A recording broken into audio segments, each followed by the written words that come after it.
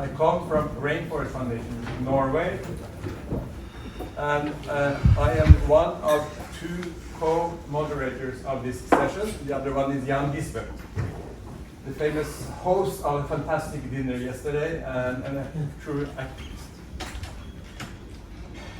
A few words about myself. I am trained as a social anthropologist. I went to Brazil in 1979, towards the end of the dictatorship. It was extremely hard to get a research permit to work as a foreigner with indigenous peoples. It took 8 months, but then during 1980 and 1981, I spent a year and a half in a palm hut in Rondonia, in the middle of the rainforest.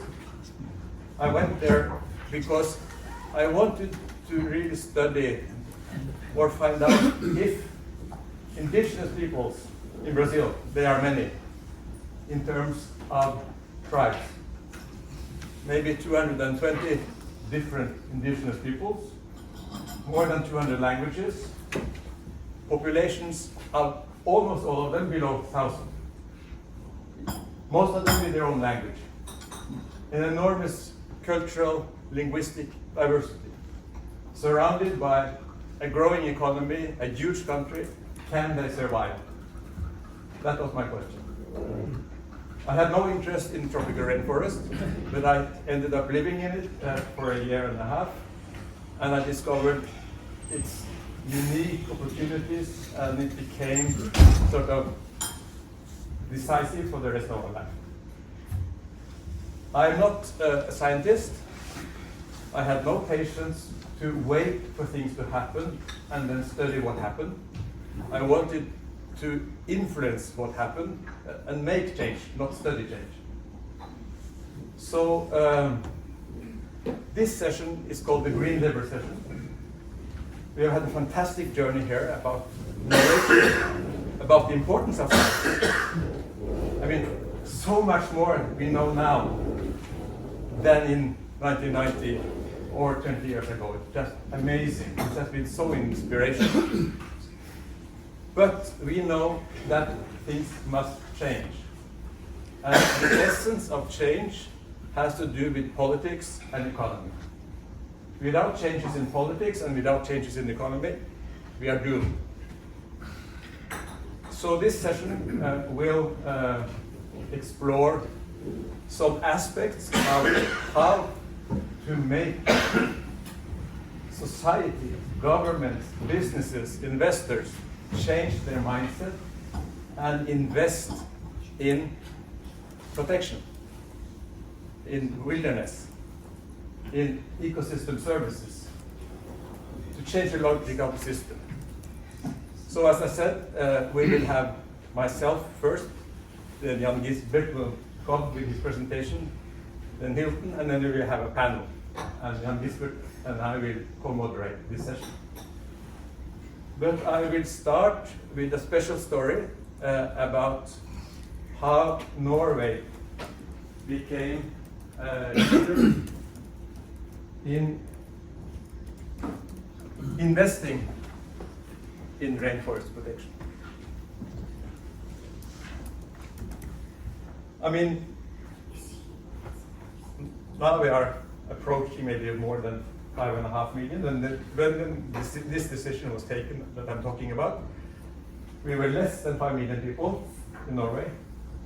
We live very far from the tropical rainforest. We live close to the North Pole. Our forest is fundamentally different from the tropical rainforest. So how was it possible that this country suddenly decided to invest in protection? Norway has a long tradition of being relatively generous in development aid. I mean, we consistently use 1% of GDP for development aid and so on. There is a general high level of environmental consciousness in Norway. People love nature, people walk in the forest, people do ski. You know, the weekends around Oslo will be full of people, summer, some winter, etc., etc. Easter, people go up in the mountains to catch the last snow. There is a connection with nature. But until 2007, in the budget for development or foreign affairs, there was zero for tropical deforestation. I mean, Rainforest Foundation Norway, as an NGO, would get some support as other NGOs for their projects, but that's not a kind of decision to work on tropical rainforest. It's just good projects being supported. Now, from 2008 onwards, the government decided to spend up to 3 billion Norwegian kroner annually, which at that time was US$ 500 million. 3 billion now is unfortunately less in dollars due to the exchange rate, the strong dollar and the weak NOK. But in any case, this was a $500 million a year decision. So what happened? Well, in the simplest terms, two organizations, Norwegian Society for Conservation of Nature, or also as Friends of the Earth Norway, and the Rainforest Foundation Norway, they wrote a letter to Prime Minister Jens Stoltenberg, presently head of NATO, Finance Minister Kristin Halvorsen, Environment Minister Bjørnøy, Foreign Minister Jonas Gahr Støre, presently Prime Minister, and Development Minister Erik Solheim, for a time head of UNEP. We wrote a 2-page letter proposing that Norway should dedicate 6 billion NOK, $1 billion US annually for rainforest protection. That's the essence of the letter.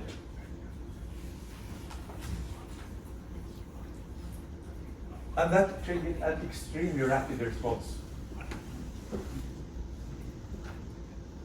So we wrote and sent the letter on September 27, 2007, proposing these 6 billion. And on December 9, same year, in Bali, Prime Minister Stoltenberg announced that Norway would put up to $500 million US per year on the table to help rainforest countries protect their forests.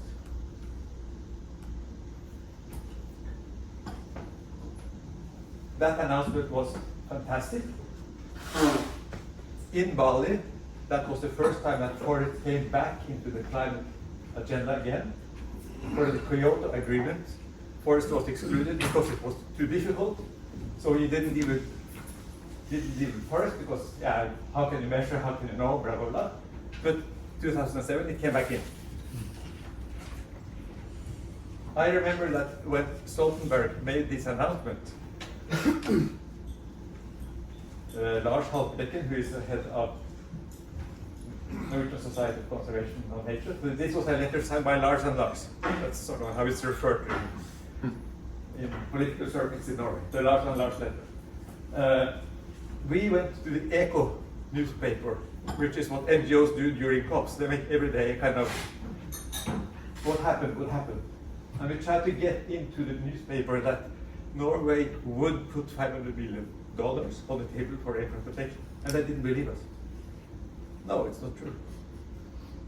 So, you know, that's sort of the surprise of the moment, that even the NGOs didn't believe that it would really happen. So how was it possible? Of course, this didn't come up from nowhere. I mean, there are various background stories for this, and I will try to explain. First of all, context and timing. Timing is absolutely essential. Context is also very important. We saw in the opening speech an image of Nicholas Stern, the famous economist. Nicholas Stern, I mean, he's linked to this had been heading the Stern Review in 2006, which was a study into the future costs of climate change, and a study into what measures could be taken that would reduce the future impact. And among many conclusions, the clear conclusion was that the most cost-effective thing that the world could do was to invest in reducing tropical deforestation, which at that time amounted to about 20% of total emissions. And they were caused by 7 or 8 countries, basically. So it means focused action on reducing tropical deforestation. It would have a massive effect. There was a climate summit at the UN in September 2007. Our Prime Minister was heading a commission for financing of climate action. He had been there. There was a government white paper on climate and climate measures at the parliament in Norway that fall. It was a general paper about reducing emissions, blah blah blah. Everybody felt it was too weak. So the conditions for presenting additional actions to the parliament, to the party groups, etc., was very rapid. We went to all the hearings. We sought out all the party groups. We presented the proposal. We explained it, etc., etc. And the Nobel Peace Prize of 2007 went to IPCC and Al Gore. So climate was an issue of high importance in 2007. Now, this proposal could really be explained as a very sensible. Very seldom NGOs come up and say we want 10 billion. It's really not usual. But we said that from now on, 2007 until 2012, the climate community will be discussing details about what the new agreement should be after Kyoto, blah, blah, blah. It will be commas and changes and blah, blah, blah, and nothing will happen. But there will be a new climate agreement after Kyoto from 2012. We believe that, and everybody else believes it. And certainly, that new climate agreement needed to have a financing mechanism. So we could say, yes, it's a lot of money, but it's for 5 years. 8, 9, 10, 11, 12. Then from 2012 onwards, there will be a financing mechanism linked to the conference of the parties of the climate agreement. So yes, lots of money, but it would have a huge impact over a few years, and Norway could then align its investments with other countries. That's what we said, that's what we believe. And it was very compelling. Our proposal would each year reduce global emission 10 times Norway's annual emissions. We have more or less 50 million tons CO2 emitted by every year. And the reasonable calculation of what this would lead to is 10 times more. 500 million tons reduced emissions every year. So it would have a massive impact. Whatever else we would do in Norway would be minimal compared to if this would happen. So it was extremely compelling. And of course, not only on climate, but biodiversity, poverty reduction, adaptation, support, etc., etc. Strong arguments.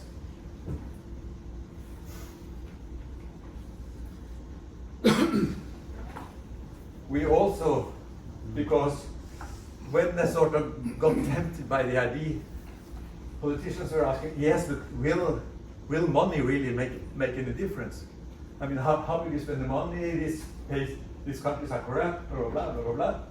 So we brought our NGO partners from Brazil over to the parliament.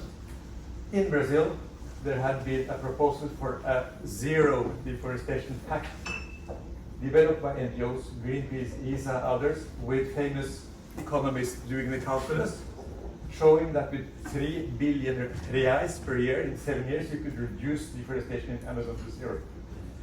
That was a quite convincing argument. Money matters. And the other thing is that Rainforest Foundation Norway was founded or started really operating in 1990. We had never exaggerated. We had gradually become a very trusted actor. We had gotten support to projects from the public, slowly from the government authorities, gradually increasing little by little. And we were really respected as serious actors. And the Norwegian Society for Conservation of Nature was the first environmental organization in Norway, more than 100 years old. So we were like two credible actors and respected. We in Rainforest Foundation Norway could convincingly say we know why forest is disappearing, we know what to do, and our colleagues in Norwegian Society for Conservation of Nature, they had a really more political mind. They could see the opportunities. They had more active relations with party groups, etc. So we really complemented and had a synergistic approach. We knew what we really said, but we also talked, about our different strengths, etc. And as I said, the Brazilian participation in the parliament was also really quite important. But of course, it's totally unusual. The bureaucracy didn't know about it at all. We wrote to the ministers. Normally, there's a huge process for any kind of these kinds of priorities to go to the foreign ministry, to go to the development department, etc., etc. This went straight to the top. We didn't talk to any bureaucrats. We talked to the ministers. And given, the COP in Bali coming up, the white paper needing to be, concluded, etc., etc., that was absolutely the right approach. So actually, they took the decision without knowing what to do. They were convinced by the general argument. They had no bureaucracy specialized in tropical rainforest. They needed to start recruiting in February of 2008. So there were in a sense nobody there except us. But they were willing to take risks. Often politicians are not that willing to take risks, but this was a conscious decision. It's risky, but it has huge potential, and they went for it. And after the decision, when they had recruited, the development minister Solheim, when he had recruited the new director for this new initiative, and that was during Easter holiday, he called that person and he called me, come to my home, and he told this new director, learn from the Rainforest Foundation Norway. They have been doing this for many years. So, sort of the division between NGOs and governments at that level was minimal. We were working very closely with the sort of first staff of what is called now NICFI, Norwegian Initiative for Climate and Forest. So the results of all of this is really that Norway became a leader in the negotiations of the inclusion of forest as an essential element in climate mitigation. Soon after Bali, all kinds of forest governments started appearing also knocking at the doors of the Ministry of Environment, how are you going to spend the money, we can give you these opportunities and so on. So suddenly Oslo and Norway became a kind of center for discussions about tropical rainforest policy. And luckily enough, some key staff, the very first staff, were really unusual bureaucrats.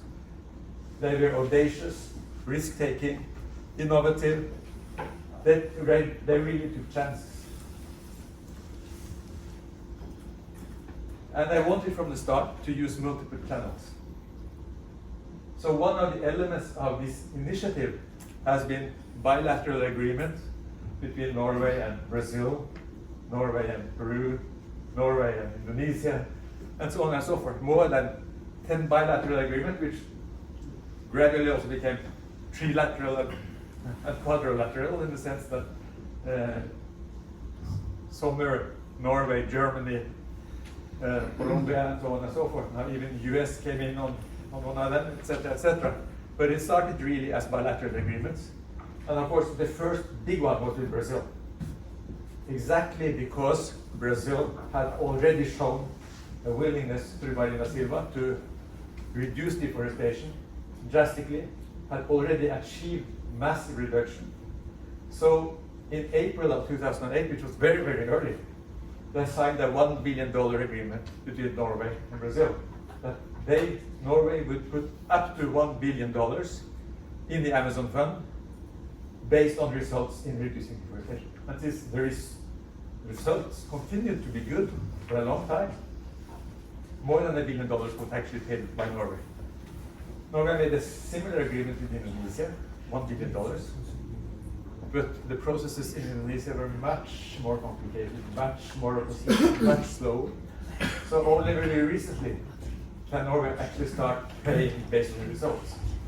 They have paid for various initiatives, but based on reduced emissions is very recent. Also, the UN Red Initiative was created basically by Norwegian money. Forest, the World Bank's FCPF, Forest Carbon Partnerships Facility, was given support, so they used multilateral channels as well. And they had announcements to NGOs for climate action, so there was an international competition. So as you see here, a bit more than $1.1 billion was paid to Brazil, some $900 million to the multilaterals, some $530 million to various NGOs around the world, and a series of other innovative initiatives. So it's really quite substantial. The total, I couldn't get access to the details of the disbursement last year, but from 2008 to 2022, 38 billion Norwegian kroner has been paid to this initiative, or almost $5 billion, 4.9. Last year, the budget was 3.2 billion NOK. I don't know the distribution. And for this year, during the last COP, they added $1 billion.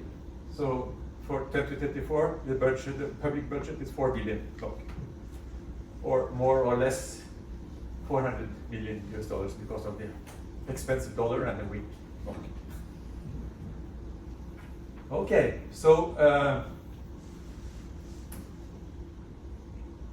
that's important. But destruction has been going on all along this period. Norway very actively tried to engage Germany, UK, Netherlands, Sweden, Denmark, etc., to join in a concerted joint action. Because we know that political decision makers in poor forest countries, they need predictability, certainty that they will get some support for not taking short-term decisions, for instance based on logging, but taking long-term sustainable decisions. There is a political cost to doing that in the short run, and if the international community doesn't show up, doesn't support, they don't dare to take that risk, even if they may be willing. And we know also that politicians can do a lot, and we have seen the difference between Bolsonaro and Lula, but the international system really needs to step up. So we have learned over these years that political will, both inside the rainforest countries and internationally, is absolutely essential for results. And that these bilateral agreement or state-to-state actions is not enough.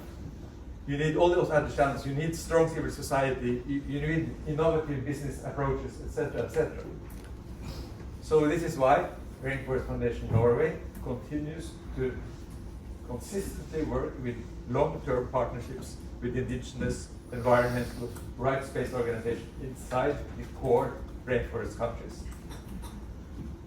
That we finance rights-based sustainable rainforest management on the ground, management of large indigenous territories, management plans, protection of areas, etc., etc. That we advocate for national and international policy change, both inside the countries, at the climate level, at the biodiversity level, etc., etc. And that we engage directly with the private sector, both the enormously rich sovereign wealth fund of Norway, but also in large-scale investors. We have deep dialogue so that one can create deforestation-free supply chains and investments that really have a risk analysis of causing tropical deforestation built into the system. So that's the essence of my talk. We need the rainforest forever. And I will pass on the word to Jan-Gisbert.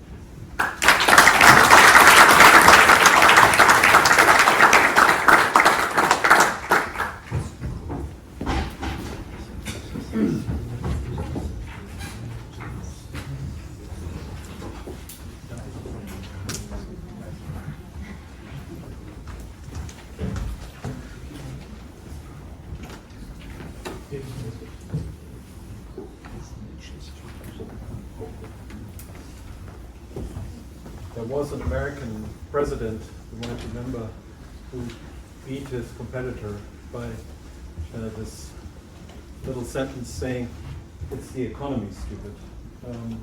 I'm waiting for a US president who becomes president by saying, "It's nature, stupid."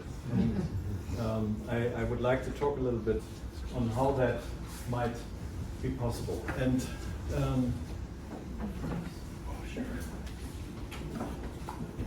I could actually explain everything on this picture. And let me try to show you what's here. First of all, this area is the precious rainforest. This here is an oil palm plantation. And this area, as you can see, is building area where houses have been built. And what, from an economic point of view, is very important to understand, this here currently doesn't generate any value from an economic point of view. Actually, the cutting down of this and cutting it down in this area generated GDP. And the planting of these oil palms actually generated GDP.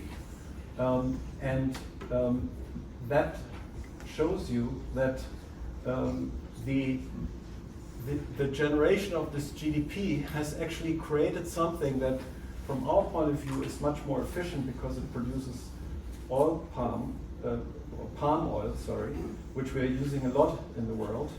I don't know if some of you are aware, the island of Boillot, which had one of the most diversified rainforests in the world, is now down to 20% rainforest because all that area has been planted in the meantime with oil palm plantation, and that generated a lot of GDP. And of course, this area is actually generating even more GDP because here you create more value in terms of building houses. The problem is that these three areas are not connected at all. This is not trying to actually use the principles of this system. It's using completely different principles. It's using human-made principles. It's a monoculture. And this monoculture, for example, will not create a biotic pump. It actually destroys the biotic pump. And this area is even worse because if you are familiar, I learned this from Walter Jene with Steffen Boltzmann's law, which is talking about the reflection of heat. This area actually reflects heat much more intensely than even this area or this area. So while you might still have here probably 30 degrees on the floor, here you have 20 degrees on the floor, here you will have 60, 70 degrees on the floor in hot areas. And this heat is reflected by a potentiality of 4 and is one of the major drivers of the greenhouse effect. So so this is the current situation economically. We like that, we like that. We don't think about that so much because it simply doesn't appear, and I will show you that in a second, it doesn't appear in our accounting system. We just don't see it. So what is further kind of accelerating this extractionary path is that our financial system is basically built on lending money. A lot of the money that we use, a lot of the capital we use is our loans. And for loans, you pay an interest rate. And if you pay an interest rate, you pay back your principal plus the interest. And if this interest is, as in previous years, very, very low, it's fine. But as we are now in a period where interests are going up, the principal plus the interest is a significant amount of money. So a business needs to grow or find ways to generate the cash flow to pay back that loan. So if this basically is like putting gas into the fire, because if the system is not accounting for the natural ecosystem services that this rainforest provides, it will actually accelerate the harvesting of these forests and turning them into monoculture systems or whatever we use them for. So what we are doing with that is we are thinking we have a growing economy. We actually have a steeply degenerating economy because we are not accounting for what we are extracting. We don't have an account for it at the moment. It's not appearing in the P&L of large countries who have so-called GDP accounting. There is no account for the natural system. And so what if we would account for it? The Chinese have done this in the early 2000s. They actually changed their GDP system in a few states, and they gave that up very quickly again because they realized they were actually having negative growth. And they couldn't cope with that, of course. But the fact is we have negative growth. We have no positive growth because we are extracting the resources that we use for the current system. Now let's imagine we could generate an economy that actually strives on building natural capital, that strives on regenerating the natural system. And that natural system is accounted for in our economic system. Then suddenly it becomes very interesting to actually work in a way as a company that you actually build up natural capital. It would create tremendous innovation because suddenly businesses would have an economic reasoning to build natural capital. And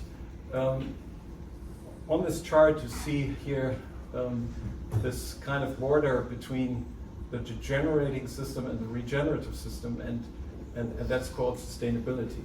The problem is that we have basically destroyed. Some estimates go up to 80–90% of the living system on this planet. There are some old diaries from when Columbus went to discover actually the Caribbean islands. They were writing in these books that they were going for days through Schildkröten, what do you call Schildkröten? Turtles in the water, and they were clogging against the wooden boats for days. So the seas were so rich. We know from the United States you had these pigeons flying that for 2–3 days. The areas were dark because of these pigeons flying over those regions. So we had tremendously more biomass on this planet than we have at the moment. So my point is sustainable economy is not the answer. The answer is a regenerative economy. Because imagine we would create an economy where it actually is of economic interest to regenerate what we have destroyed, and would immediately actually show a new way of having a growth path for our economy, at least for a certain period of time, till we probably reach some kind of balance. And this here is in German, but I explain it. This is the price ticket of a supermarket here in Germany, who in a few of its outlets actually put the sales price. We're talking here about grind meat, 500 grams, and here grind meat, bio grind meat, 250 grams. And this is the actual sales price. And this is the price that he calculated, which are the real costs that this meat actually generates, if you include all the ecosystem or the so-called externalities. In economics, we speak about the externalities, and this idea of the externalities is since 1920 was a famous British economist who came up with the concept of externalities. So you see, there's quite a difference between these numbers. And so what's happening is, and the legislation at the moment is actually moving in this direction. This is the way, this is a national GDP income, and at the moment we only have this account. We have what we produce, and produce means products and services, and also including financial services. What is lacking is a natural capital account. What is also not existing is a human capital account. So we are not accounting for our human resources, and we're not accounting for our natural resources. And the principal idea on how to get out of an extractive to a regenerative economy is to start using our accounting system to see these costs, which we currently don't see. And it really sounds simple. Of course, the implementation of that is not easy. And I just want to give you, and by the way, this is a chart from the European Union. The White House last year, I think, issued a study on natural capital accounting in the United States. So the whole Green New Deal in Brussels, a lot of the thinking is behind that. So they installed now laws where companies actually need to give reporting on sustainability. It doesn't yet reach their bottom line. What I showed here previously was the meat. If these costs would be really accounted for, most of these meat producers would go bankrupt. But it's starting to really infiltrate into the economic accounting. And if you go and talk to businesses, you would be surprised how many of these businesses are suddenly starting to think about these things and moving into such a direction. And I just want to point out a little project which we are working on. We as Regenerate, this organization which I founded, where we are trying to actually establish in a region in Germany, which is the Bodensee. The Boden means soil and the See means lake, so it's actually the soil lake, which is the largest sweetwater lake in Germany. And it's interesting because it's bordered by 3 countries, Switzerland, Austria, Germany, and if you count Liechtenstein as well, it's 4 countries who are in this region. This is a rich region, very diversified in terms of agriculture. And what we are trying to find is a way on how we can actually turn this region into a climate landscape. So the whole idea that we have been discussing here, how can we turn this into a climate landscape? This name came through the conference that Stefan founded a few years ago. And this chart is also interesting. This Bodensee is in a region where 2 of the most important watersheds in Europe are actually parting. One is the Donau, which actually brings the water into the Black Sea, and the other one is the Rhine River, which goes through this Bodensee. This is the biggest storage space of the Rhine River, who comes here from the Alps and goes through the Bodensee, goes up to Basel, and then goes up north into the North Sea. So you have 2. This is a very important watershed in Europe. And so to give you an idea on how we are trying to think on how we can actually change that is, I think we can only change it economically. And what it actually means is you have basically 2 parties. You have on the one side the farmers and the foresters. And the farmers and the foresters have fields, or we call them polygons, because in Europe each field is in a database which is satellite observed. That's done by the European Union to kind of control the subsidies. And on the other side you have people who are actually interested in what these farmers are doing, because these farmers, as I will show you in a second, are actually producing ecosystem services. Now I know that some people might not like to hear that word, but that's basically what they do if they work sustainably. And there are businesses, regional businesses, institutional investors, consumers, actually the waterworks, who have a strong interest that these farmers are doing that because they're interested to buy these ecosystem services that the farmer is producing. So he applies regenerative methods, and thereby he is actually improving the soil carbon, he is improving the diversity, he is improving the water. So this example, we saw this for example, from Italy this morning, that's exactly what we're doing there. And now, what is required to make this whole transaction between the parties who are interested in actually buying these services and the party who is generating these services is that you need to find a way on monitoring and probably certifying these natural capital that is built in this region. And there are basically two ways to look at it. You can come from the input side. So what is actually this farmer investing in terms of time and money to make his farm more sustainable? Nobody's paying him for that at the moment. There are some subsidies. Most of the subsidies are not really towards sustainability at the moment. And the other thing is you could simply observe through output measurements if he is actually improving the soil, if the water storage is improving, if the infiltration rate is improving, if the biodiversity is increasing.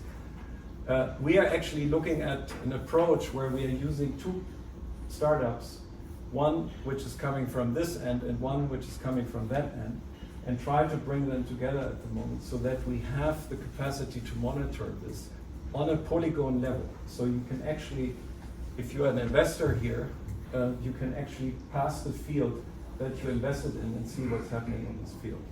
And then you need a contracting service, which this supplier who is output focused will actually provide in terms online. And you might need some bridge financing to enable this farmer to actually do this, but by talking to businesses, we have been speaking to companies in that region. To give you an example, there's a producer of sensor technology.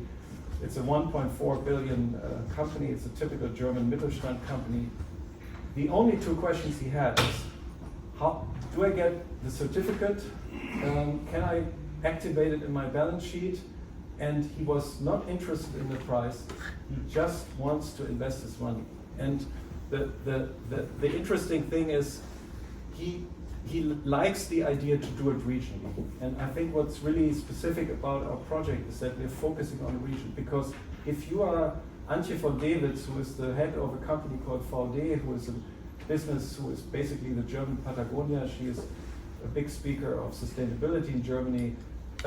If she comes out of her company, she's surrounded by hope fields were sprayed probably 40 times during the year, and she says, I just want to live in a healthy environment. I would be so happy to give this farmer some money if he would change his way of doing agriculture. And 90% of the farms in this region are still conventional, 10% are actually organic. And but also the organic need to improve. And so what we actually need to generate is a second income for the farmers, that they actually are paid for these services. At the moment, we just pay them for food. But we have to understand that they provide a very important additional service, and that's actually looking after our ecosystems. And at the moment, they are forced to deal with these ecosystems in a way that's simply extractive, and we need to get them to a point where they become regenerative. And that's the goal that we are following up here. Yeah, that's what I wanted to show you.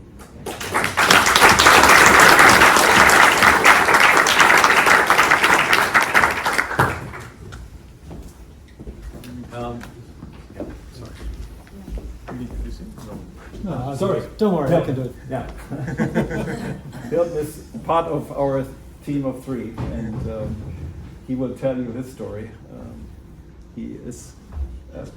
We found out that we had a lot of in common, and everything is interconnected. Everything is interconnected.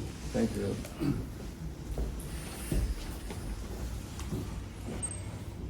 I'm afraid you're going to have to just listen to me. I haven't got a presentation to make. But my head is already pretty full after the last day and a half, so I hope you forgive me. I come to this point with great humility, not only because of the incredible intelligence in this room, but also just a sense of awe and reverence for the beauty of the earth that we've seen in so many of the illustrations over the last couple of days. You know, whether it's in China or in Brazil or here in Bavaria, the sheer wonder of the natural world is something I think we need to just stop and pause and be in the moment and be grateful. I'm grateful for Toon organising the conference. I'm grateful for Anastasia, your inspiration, and of course Antonio. And so, my name is Hylton Phillipson, which merely means I'm the son of Philip, and I come from a town on the top of a hill. And my story is a combination of inheriting a farm when I was young that was so indebted that there was no way that I could farm my way out of trouble. I became an investment banker. But in the meantime, when I was 18 years old, I went to Brazil. And I spent 6 months on my own, wandering around the Amazon. And while I was there, I found myself on the arc of deforestation. This is now back in 1977. And I was standing as close to I am to you now, as I watched and heard 2 caterpillar tractors driving up the forest with a ship's anchor chain stretched between them, pulling everything down in their path. And there was this grandmother tree that was just enormous, an entire ecosystem unto itself, that took the strain of the chain, the roar of the engines, and then a sudden crack, and then a crash, and then a sort of tearing as the roots came up out of the ground. And I was standing right beside it. And now that I'm telling you this story, I can feel it again, because it touched my heart. And we've been talking about how to connect people to the natural world. You know, how to connect 330 million people going to the forests of New England. And I think it's essential that young people get out there and have that sort of exposure, because that moment absolutely changed my life.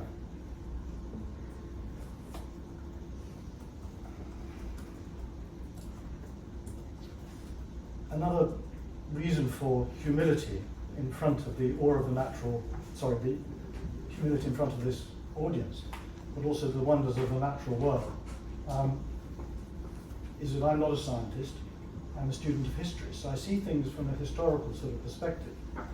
And when I look at the economic model that Jan's just been describing, it seems to me that over the course of history, you know, going back to Adam Smith and the Wealth of Nations and all that, even before, the entire process has been to convert natural capital, first of all, into manufacturing capital, and then in the 20th century, particularly into financial capital. And of course, we got rich, and the human population went from 1 billion to 8 billion, while the levels of biodiversity in the earth went into corresponding decline.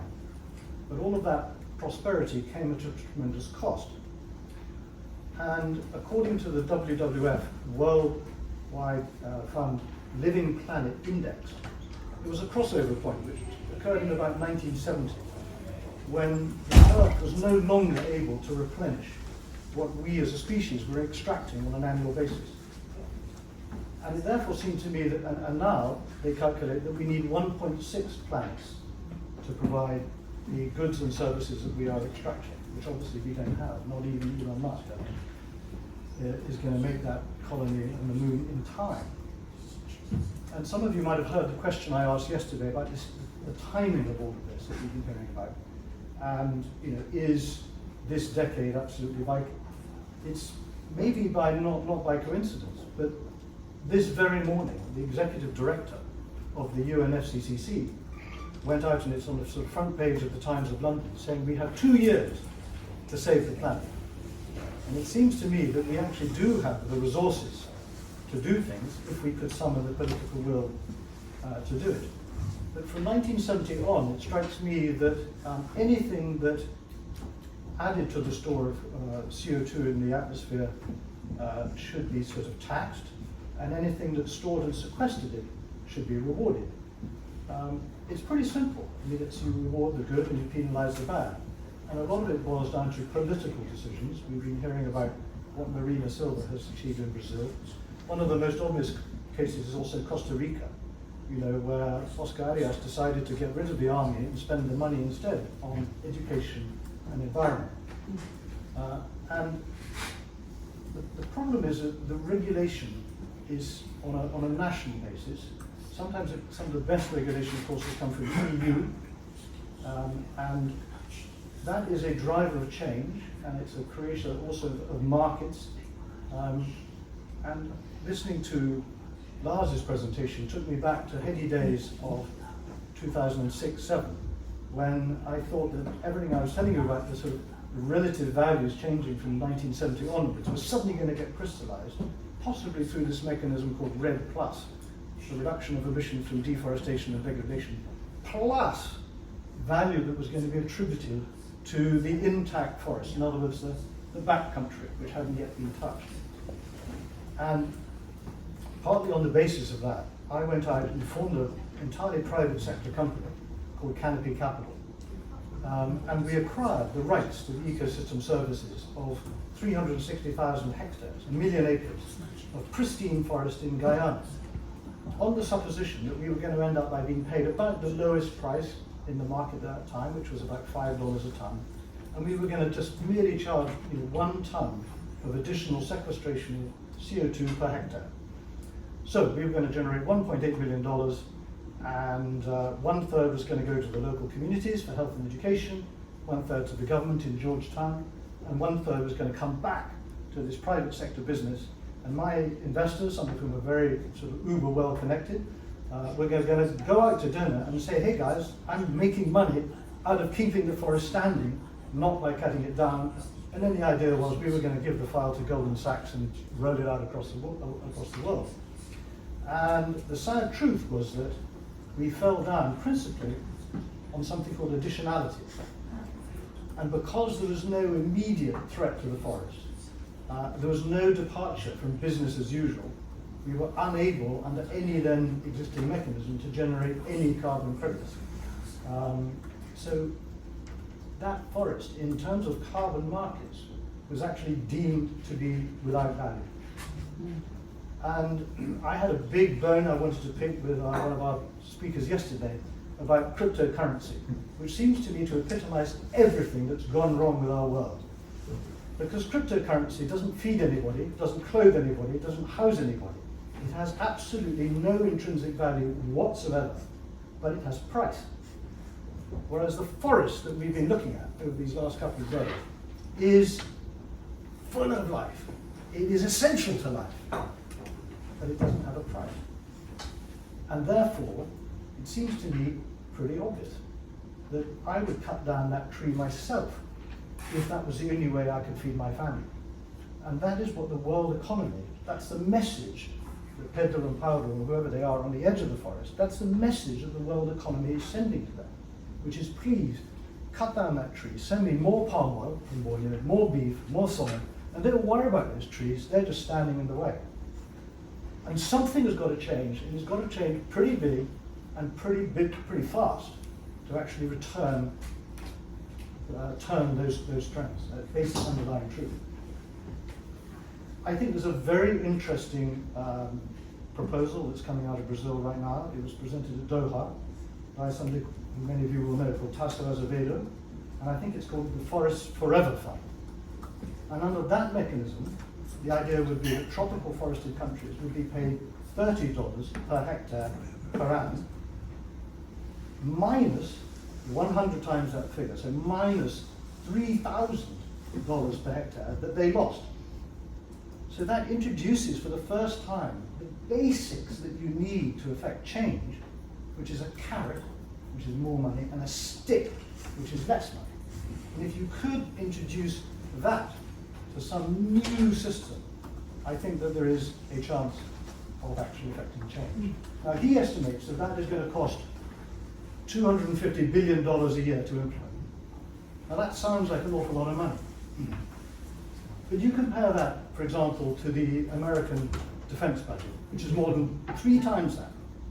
And they need to be spending money to defend themselves from the climatic threats coming from just south. But I went to see some people in Washington, and all the analysis stopped at the Mexican border. It wasn't treating this as one system, one planet, that we're all in together. We're all in the same leaky canoe together. You could compare it to the American national debt, the federal debt, which is now $34 trillion, and actually going up by $1 trillion every 100 days. So that's 250 billion a month. So it's just a month's worth of addition to the American debt would sort out tropical forests, putting it very simplistically. So that's looking at it from a sort of global perspective, from the governmental point of view. But also, global capital markets are enormous sources of money. There's over $100 trillion worth of equity value in the world. There's even more, so it's over 100 trillion again, in bond markets. And all you have to do is to put a 0.25% tax on international financial transactions and you come up with the money. Okay? So I think we all know, and it was in the front page of the Times yet again today, about we've got 2 years to do something about it. But how are we going to do about it? We need the political will, and we need to engage with money. And I will just leave you with one final thought.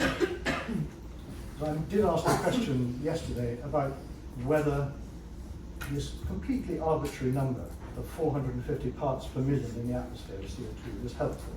I personally do find it helpful because we're going up by 3 parts per annum, and therefore by definition we've got something 10 to 12 years to sort out the problem. But let's say it's 450, and we've got 35 to go. Now imagine yourselves for a moment, you're the king of Saudi Arabia. Your interest is occupying that 35 ppm parts per million, which is all that we've got left, right, in the world burning your oil. And burning tropical forests is therefore a strategic threat to your core business. And it's absolutely in your naked self-interest to actually fund programs that would keep the standing forest in place. As the Stern report said, as Jan just said, that is the most immediate, it's the most realistic, and the most cost-effective way of buying ourselves time. Thank you very much.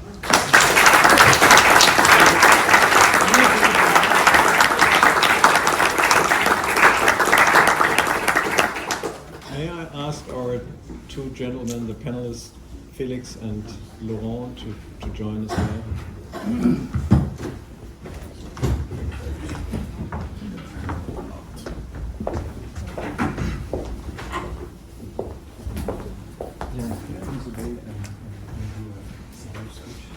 Absolutely. May I just introduce you?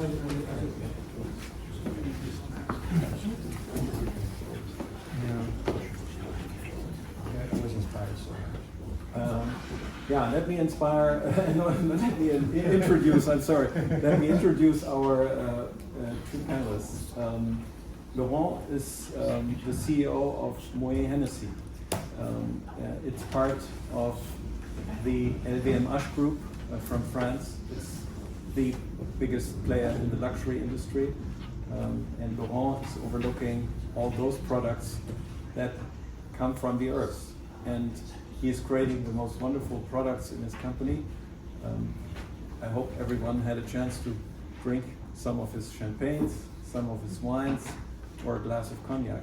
And we are very happy to have you on this panel because your business is certainly affected by what we have been discussing, and the stage is yours. In a second, I just want to also introduce quickly Felix Löwenstein. Felix has been the head of the organic farmers in Germany, or he has been the spokesperson of the organic farmers in Germany. He himself is an organic farmer, and he is the one who is very close to what is happening in farming here in Germany, what's at the heart of the farmers, and maybe we can hear something in that direction. But Laurent, maybe you will start. Yeah. In fact, Antonio, I'm going to disobey. I think it's great to disobey, no? Because I wasn't supposed to speak, just to be part of the panel. But after those 2 days, and this morning I was able to be earlier and prepare something, and I need to share. And in fact, I've been very inspired by you guys, because we haven't met before, but it's another example of serendipity. It's provoked serendipity, And now we are connected, and we are going to do something together for sure. And you get one. Because I was very inspired by everyone, but also by you guys. Well, first of all, same thing is, thank you for those 2 days. It's been refreshing, if I can say so, in the global warming, but certainly inspiring. And the same word as Hylton about humility, a word of caution. We are trying to do our share a little more. By all means, we have to stay where we are in a number of ways. The first thing I want to tell you is about our ecosystem. By the way, thank you for the promotion, but I'm not the CEO of Hennessy, just Hennessy, which is already a big company. I just want to tell you about, first of all, that I'm here not only to learn, to be informed, but I need your help in our business. And I think, now listening to you guys, I think we can help you. You can help us. And I'll come back to it. First of all, for me, for you to understand my ecosystem, LVMH, apart from being a big company with from time to time the richest man on the planet, there is something special because all of us leading the companies, we have that mission, which is about, I'm very serious about this one, preserving, developing, and transmitting. The company I'm working with has been around since 1765. Long time matters. I'm adding the expertise of the 75 companies of LVMH. It's more than 9,000 years of expertise, very often craftsmanship. I'm also the president of a Comité Colbert, it's an association gathering 93 luxury maisons in France.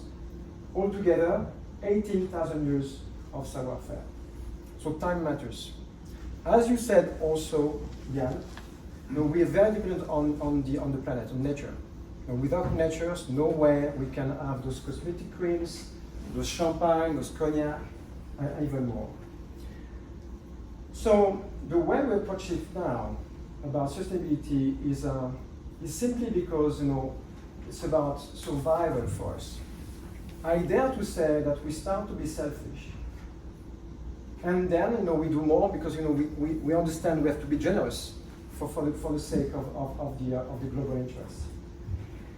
And it's really about change. So I'm just going to take one example about the business I'm in now, which is the cognac. And I joined cognac only 4 years ago. Before that, I was a CEO of Guerlain for 12 years. That's where I met with Mingo and Joseph. And by the way, yes, they changed my life in some ways. I will more say that you show me a way more than changing because I was ready to do it. But when I joined Hennessy, I came with an interest for forests. I came with an intuition that agroforestry would be very important. And I came also with an observation that I've made with one friend of mine when coming almost for the first time from Paris to Cognac. Cognac, is nearby Bordeaux. So to go to Cognac, you take a train and then you have a 45 minutes by car. The 45 minutes by car when only vines everywhere, vineyards everywhere. And my friend in the car, when we arrived in Cognac, said, "Wow, it's nice, new place. It's a desert of vines." A desert, is that desert de vie, desert of vines, right? The perfect oxymoron, right? No trees, nothing. So, to make a long story short, when taking the job and rapidly looking at what we could do, I could see 3 walls coming in front of us. 3 walls. Wall number 1 was climate change also is affecting the way we produce wine and cognac. We have also under very strong hydric stress or heat stress. We have to start the harvest earlier than before. It was October, September, probably one day in August. It's changing quality, and what we want, in the planet also, for you guys to test our cognac is to keep the same quality. So that was, first thing, a danger with the quality of our cognac and the sustainability of our cognac. By the way, there's no way we can take the vines on the shoulder and go somewhere else. If we want to sell cognac, we have to produce cognac in cognac. So that's very important. Second is in fact the regulations. It's the regulations are going stronger and stronger and faster and faster. That's a danger for us because perhaps we have to stop producing if we don't change the way we are producing. And the third one are consumers. The power of consumers.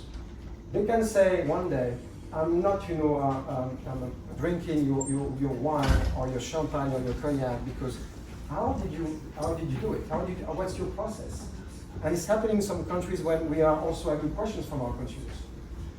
Having said so, action, because I remember it's also a word that you have pronounced also over the last 2 days, breakthrough change.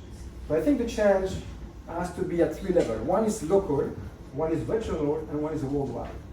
The local change that we have started is to say, let's bring agroforestry. Nutrition became something now is going more and more into analysis, studying, and we developed those two concepts called living soils and living landscape, something I brought to you in the book. It has to be beautiful outside and inside, and then you have also to evaluate and test. And we just started, and we started also by simply going back to what was done 50 years ago, planting hedges, trees, but we have also to make analysis to be certain it's working very well. But it's on the way. The second thing is, it's very local. But I forgot to mention that we are exploiting 33,000 hectares of vines. It's huge, right? And we just own 180, which means that we have to embark the whole region. And that's the other elements to say, how can we bring all the wine growers into the idea of a sustainable development, whereas what matters very very much is really the yield. And what we've done is really very recent. We gather all the companies in the regions as well as vine growers in a project that we call Genesis. And it happened just 1 month ago when we all decided a plan to go to change the regions. And one of it is we are going to change the landscape of cognac. We are going to change the landscape in cognac. It will take probably 20-25 years, but we'll do it. It's part of a program which is 5 years after 5 years, and it's going to go also with helping and putting ourselves into constraints. On top of it, by the way, when I say we help, we need your help. Thanks to the trees, thanks to the forest. I met with Antonio. I remember, I was looking because in one of the book I mentioned the name of the German guys. I had a bizarre face, Peter Volleben. I mentioned Peter Volleben, but at least the first book I read from him, the Circuit Life of Trees, was really inspiring. And in the second book of that Peter Volleben, I saw those 2 words, the flying rivers, and those 2 words brought me to you, Antonio, and now to this assembly, right? It's not only that, because I had the chance, to host you in Cognac, and now with Antonio, we are trying also to bring the biotic point to can we have not flying rivers in which but flying ruisseau, and small things, so we can also help into the process. So now, can I have 3 more minutes here? Sure. I just want to say something about the global change, and to start with, I want to refer to a book that also really marked me. And I spoke to some of you already. That book is from a neuroscience doctor. Where are you, Susan? Not my book. No, okay. but it's I recommend that book to you. It's called The Human Bug, the Computer Bug. And the pitch is the following. Our brains, he says, are programmed to, first of all, to have satisfaction on 5 dimensions. Every time we do something of those 5 dimensions, it's triggering something in the striatum somewhere there and gives you some good dopamine so you're happy with it, right? What are the levers for that? Food, sex, domination, understanding what's happening in the room, so to make some alliances, and do the less work as possible. That's one thing that we are programmed for, from we were animals, right? But then there is something else. Whenever there is a danger happening, we care for the immediate danger. We mentioned that. We don't care for the danger which is, the other side of the street. So I'm taking an example to my team to say, just try to imagine that the flu, the recent flu, COVID, put on the system to save ourselves from an immediate danger more than 8 trillions. It's difficult to say the word, but $8 trillion from the system just to save the economy. Whereas the crop, we are discussing every year, every 2 years, $100 billion to be transferred from north to south. We discuss the matter, but we don't do it. One immediate danger, big time money. One midterm danger, nothing happening really. So then that's why, yes, we have to change many things. And I want to refer also to Charles. Your name, the son of Charles. Oh, Brady. Yeah, thank you. Sorry for not pronouncing your name right. But yesterday you said something also that I want to refer to and say, who do we have to speak to? I'm almost in the same page as you, but I would say I think we have 3 public. The first one is everyone on the planet, and we need those narratives. Yes, we need also those movies such as also Pascal, the Flying Rivers, because I believe very much also in the minority influence. At some point, people. Thank you, Olga. I know if it's 10%, 11, 12%. When people are convinced, then they can only be also the tipping point. So we need to speak to them. They don't have the money. I'm going back to the money, but they can influence. They can push also the governments. Then the governments, we have to speak to the governments for sure to make some rules. And then, I think we can also help. Money can help, really, seriously. And one way, certainly, is the way that Hylton, you and also Jan, you've been presenting. We are working on the same thing, by the way. You're ahead of us, so we need 2 years. But I truly believe that when the financial system is taking into account, what you just showed, overnight, it's going really to change. It's going to be a breakthrough. And so if it's with money, but if money can help, let's make it happen. That's it.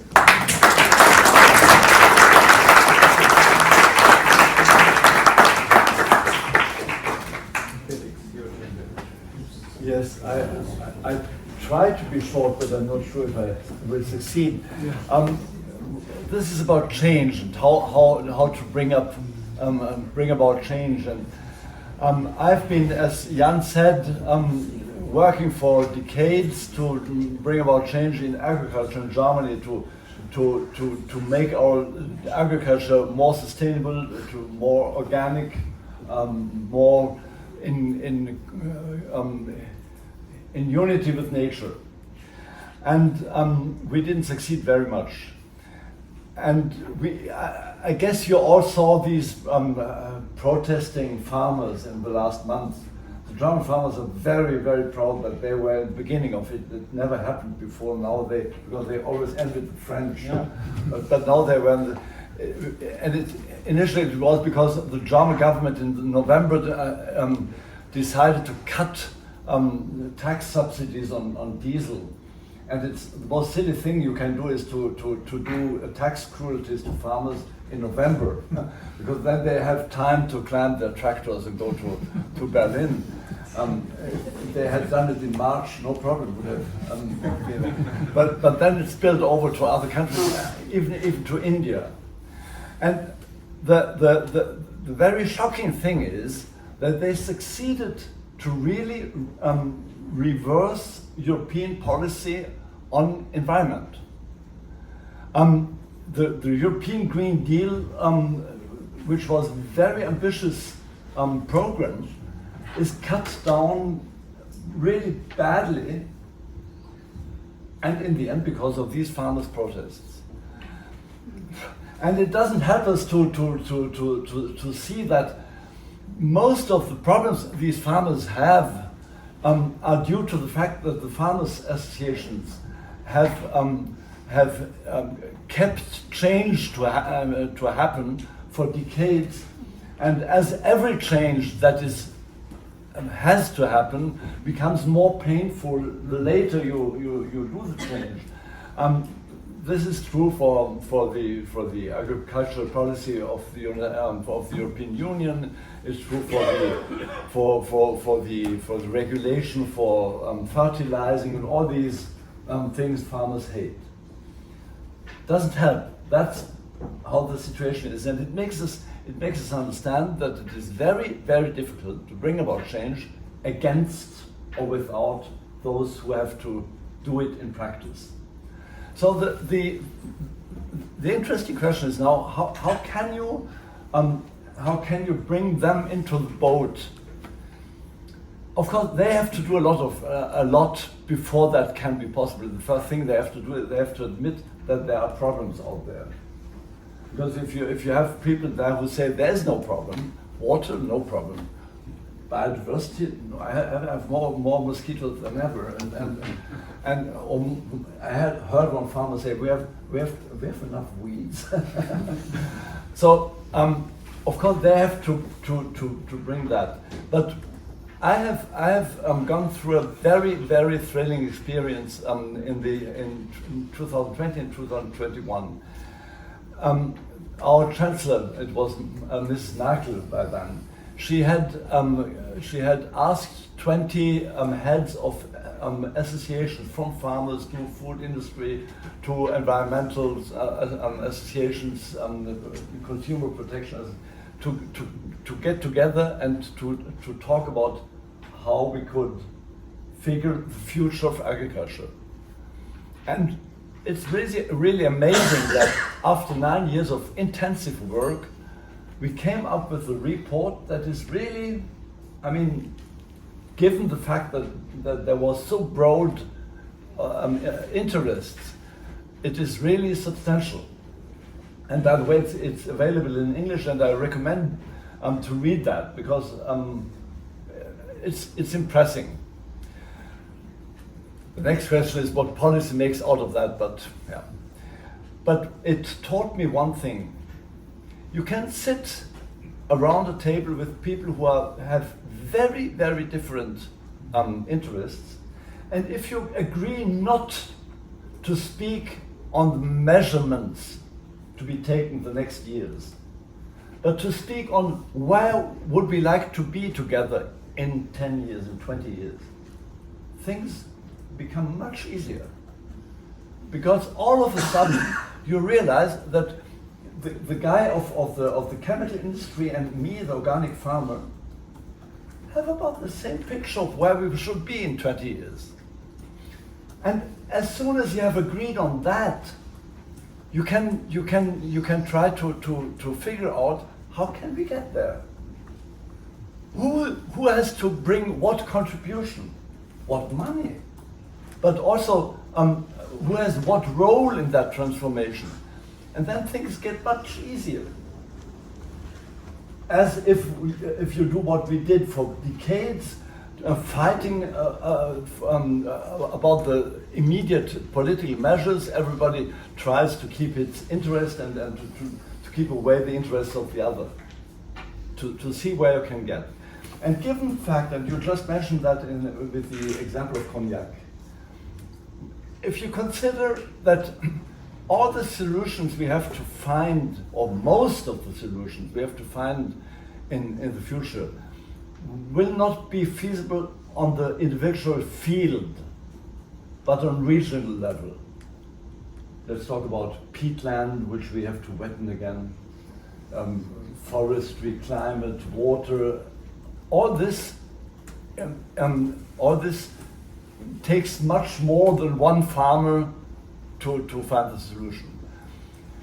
We see that the challenge we have ahead of us will be to get on a regional level all the stakeholders together to find these solutions. And this, by the way, will make understand to the farmers that it's not only them whom we expect to change, but that there's everybody. I mean, that's, if you talk about water, of course it's not the farmers only. Even Mr. Elon Musk with his Tesla factory, he needs water. Or the tourism is interested in how the landscape is shaped, and. So bring together all these people and then apply this principle. Sit down, don't talk about measures for tomorrow, but talk about the future. And then define back whose role, whose responsibility, whose finance will be involved. And the more I get involved in these processes, the more I'm convinced this is the only way we can do it. Thank you.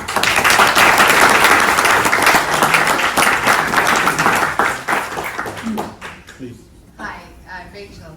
I am curious if we're not talking enough about how it is that we make money that we are then going to redistribute it, and also whether or not this focus on financializing the crisis is actually just sort of tinkering at the very heart of the problem, which is that this system is not compatible with a healthy biota.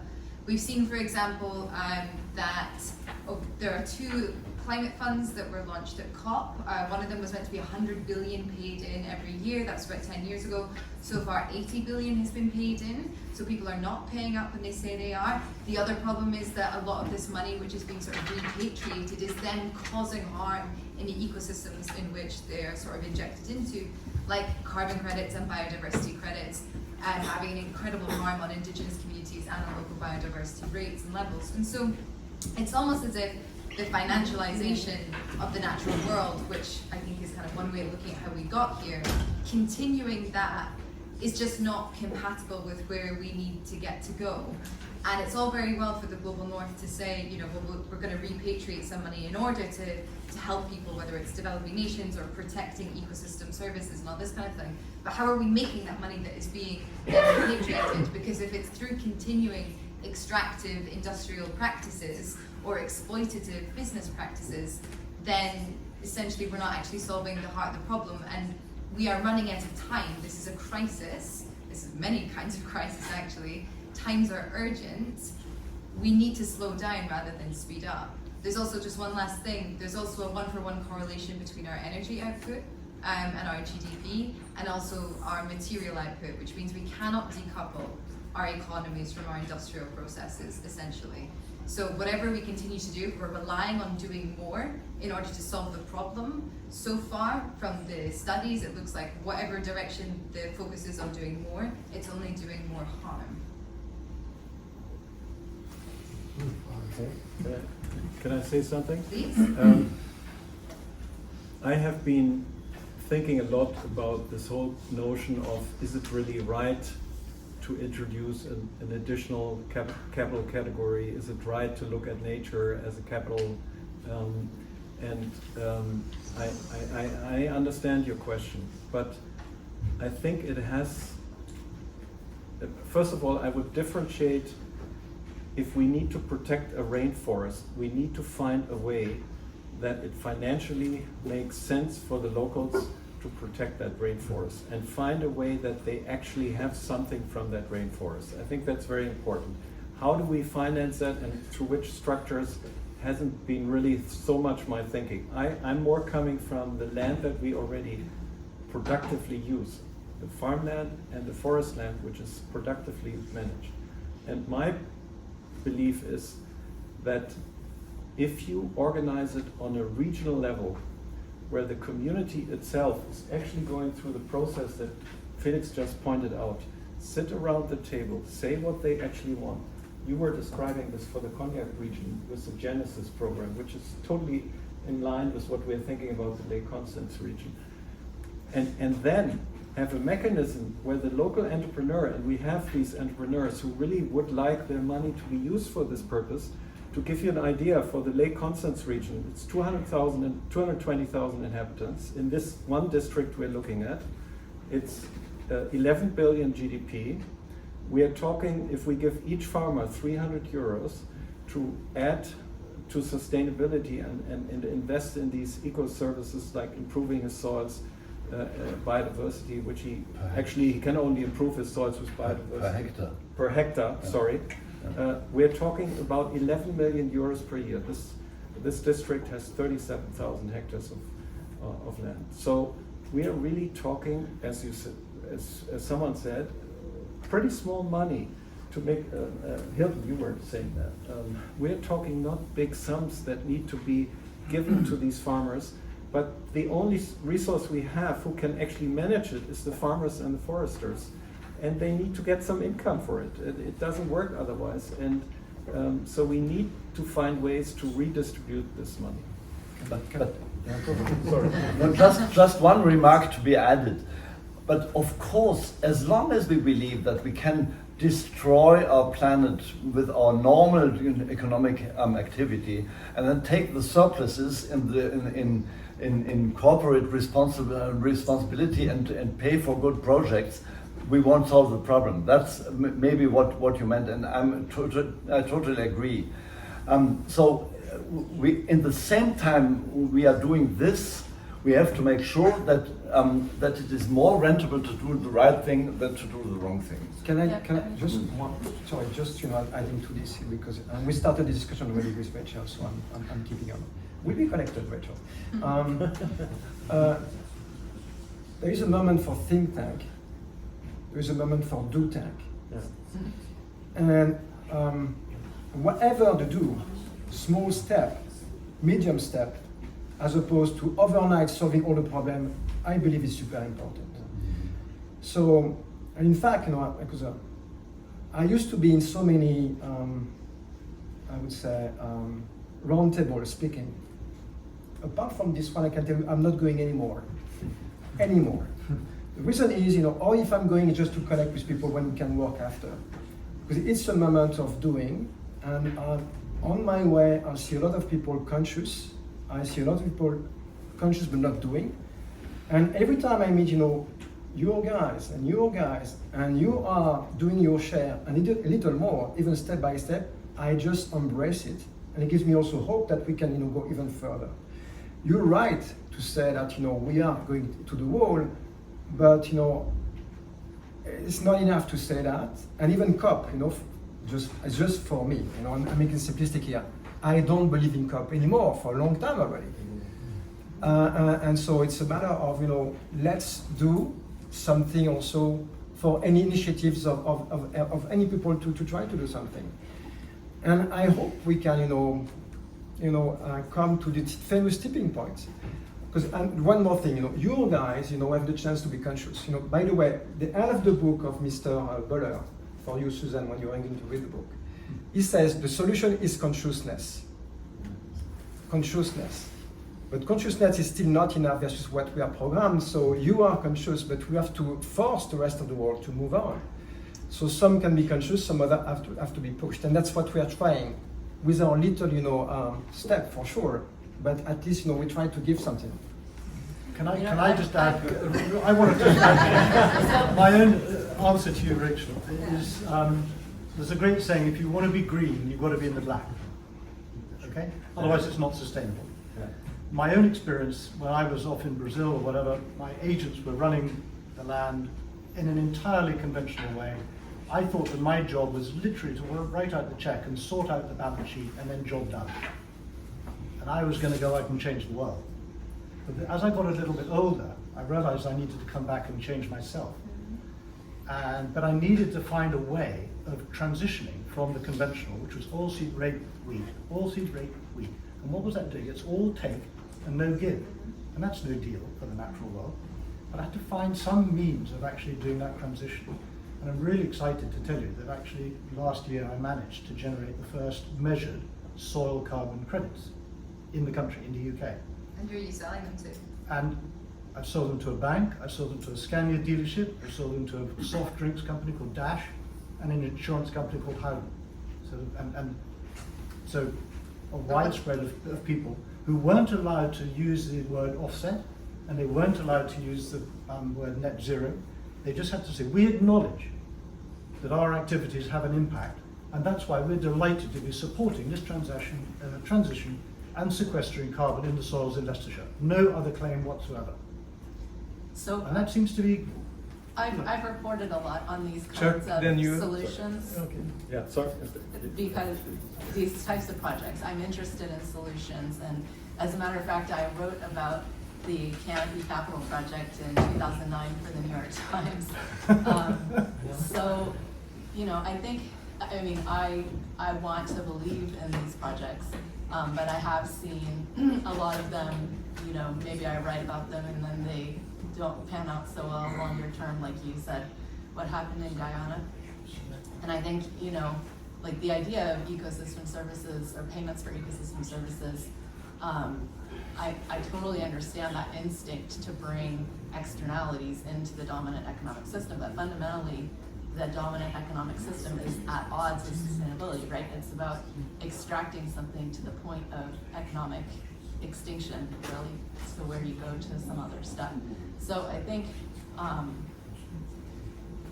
you know, there's some kind of disconnect, like the systems in some places where you still have commons, you know, that is more of a communal thing, right? It's not about making the rich richer, it's about ensuring there's enough for everyone, right? And that's something that I think, I mean, you're kind of trying to get at that, like it has to, you know, you have to involve local people, you have to make it worthwhile for them. Let's but assume there's still something missing. Let's assume this refinancing platform that is redistributing is owned by the locals, is owned by the business, by the farmers. You could even imagine at some point it could create a currency, whatever. You know, I think we have to really start the circle to move. If it is that and kind of in this model, you would focus also have instead of, commons. like that Sorry. growth, right? Like Sorry. so much of capitalism is trying to maximize, right? And if you look at any kind of culture that has maintained sustainability, like that's not the goal. You know, like when settlers came to North America, they looked at Native Americans who were harvesting salmon, and they were like, you could get a lot more. But you know, they were purposefully allowing some to go through because so they could keep the resource sustainable. So I think, like, are you suggesting that the community would, if they're owning it, is it going to be a capitalist model? Well, I think it's something that should stay in the region and that should belong. We're not thinking about creating some kind of agency that makes a huge profit by selling these ecosystem services. We are thinking about a transformation agency that actually organizes this process but is owned by the region. So that would be something that leaves everything in the region. Chuck, we have. Yeah, I think what you're doing is great, and I'll tell you why it's great, and then I'm going to make a comment that I want you to think about. You're doing what you're doing is you're starting, and one of the things that absolutely, so in my secret life, I'm actually a design engineer, and one of the key things you learn about design is that you iterate design to make it better. And so looking at whatever the state is right now, you never know exactly what it's going to be. But I can tell you that airplanes are a whole lot different than they were 100 years ago. And if you don't start, there's absolutely no way you can learn how to do things right. I think that you're all moral people. You know, this idea of capitalism or communism, these are outdated, stupid ideas because everything is so much more complex than that. It just drives me nuts. So you guys, if you want to drive me nuts, just keep saying it. But it's still wrong. That's the problem. Now, the problem here, though, is that one thing I do wish that you will consider is that there are people involved who have to be developed in order to want these jobs. Because a lot of times I hear people say, well, I want to go and reforest this area, okay? Well, anybody that's ever planted trees for a living knows that that's really hard. And you're looking at demographic shifts, and Felix, we had a great conversation the other day. You know, how do you understand the demographic shifts that actually might occur to create the jobs for the people that you want? You know, it's easy to say stay in the region, right? But how do you create the jobs so that people who want to be doing the things you want them to do in a more progressive and more sustainable way are created? And if you don't think about that, you're not going to win. Because what's going to happen is you're going to drive more immigration. You're going to, you know, if you want tree planters, I can tell you, in my part of the world, tree planters are Mexicans, okay? And so you create, whatever you want to call it, I mean, you're creating a pull for other demographic issues. Now, I still want to encourage you to start. You know, because if you don't start, you can't learn. But the one thing that was missing, you know, I love you, man. You know, it's like the one thing that was missing in that big chart was people. Not in terms of people who would be developed to execute a more profound strategy. Because you can't just build the money and they will come. It doesn't work that way. People don't necessarily want to live in the middle of the country. Now, I think that there are plenty of potential. There are plenty of potentials to create lifestyles and so on and so forth. I'm not saying it's not possible, because I actually think it is really possible. But I think that a certain amount of mindfulness about that would really go a long way. Because in the end, everything that happens comes out of these things in between our ears. If I may just quickly answer, I agree with you. In fact, our transformation approach is threefolded. So the round table is part of it, and really training farmers is part of it. So the people are definitely part of it. We are really seeing ourselves as transformational agents to support the process. But you're definitely right on the people point. What is probably different from the countryside in the US, this region is a rich region. It's well populated. Actually, population is growing. So it's not so much about some of the issues I can imagine you would face in the US if you try something like this. Rachel? Yeah, Chuck, I just want to make a quick comment. This is a room full of experts, and I think it's important that we remember to speak to one another with respect. So if somebody says something that you don't like, it doesn't mean you can call it stupid.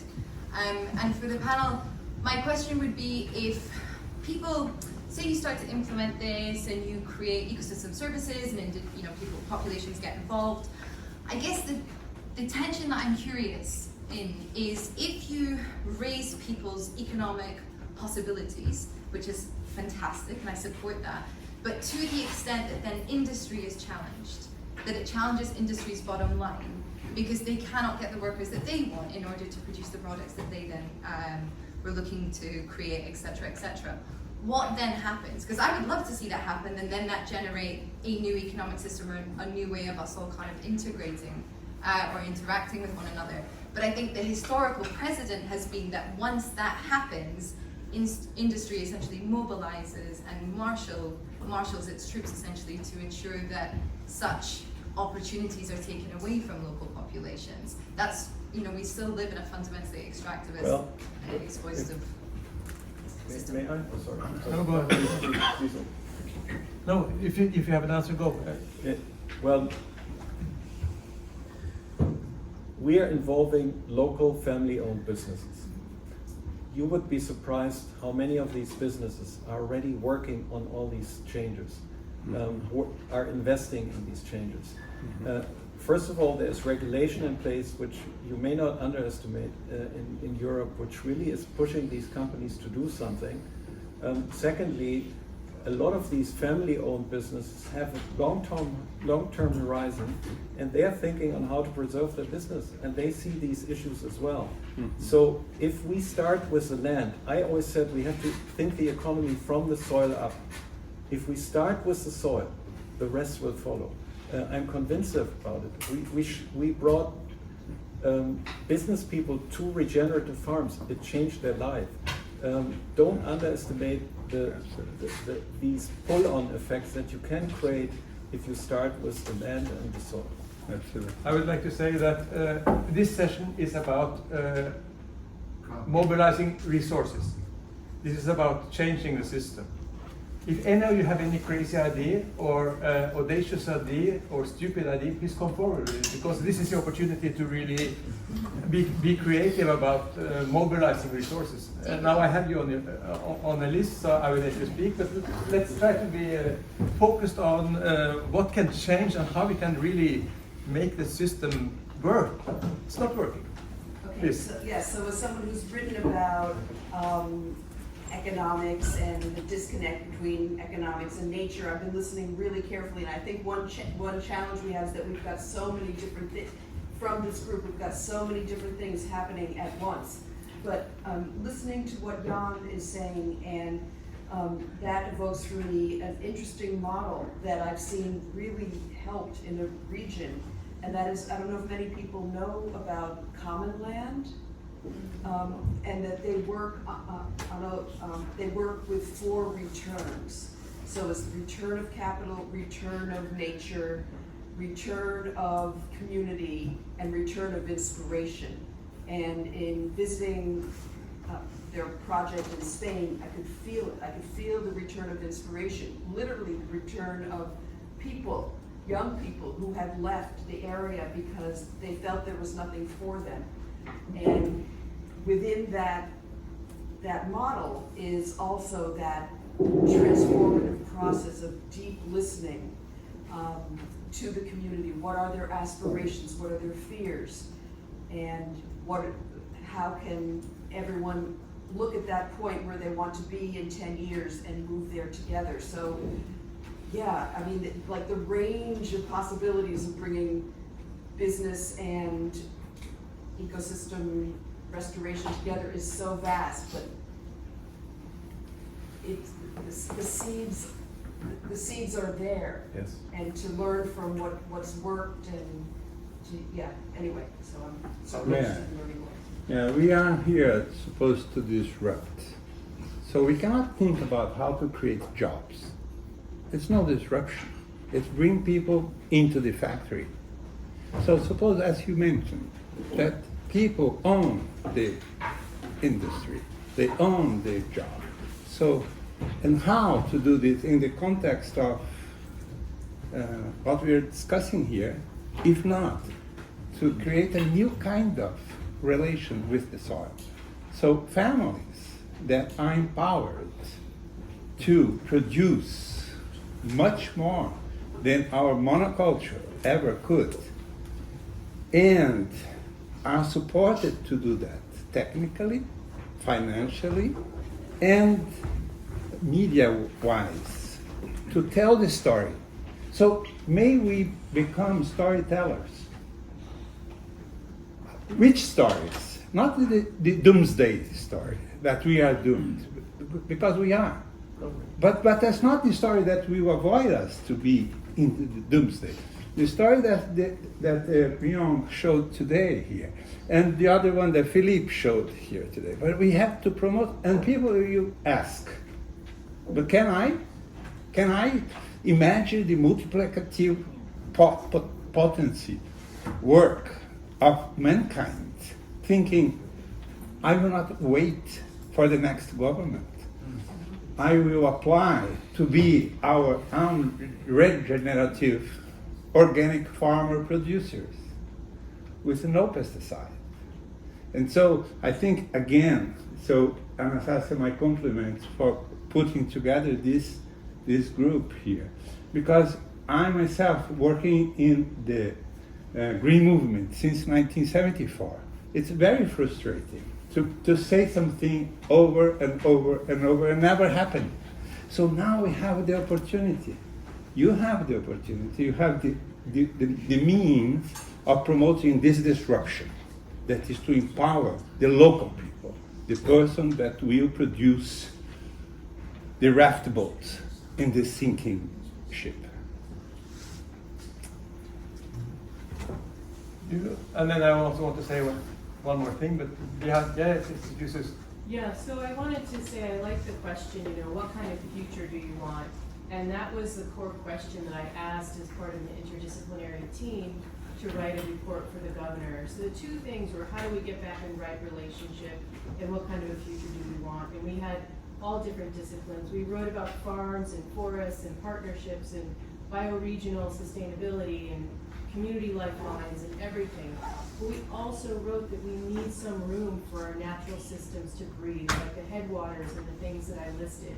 And I'm just begging everyone here, no matter what else you care about, please find the courage to stick up for these, wild natural areas, because we can't even know how to mimic nature if we don't know what nature is even doing. And I think it always gets left off the list. I mean, I love the common land model, but it has nothing in there for protecting pieces of intact nature.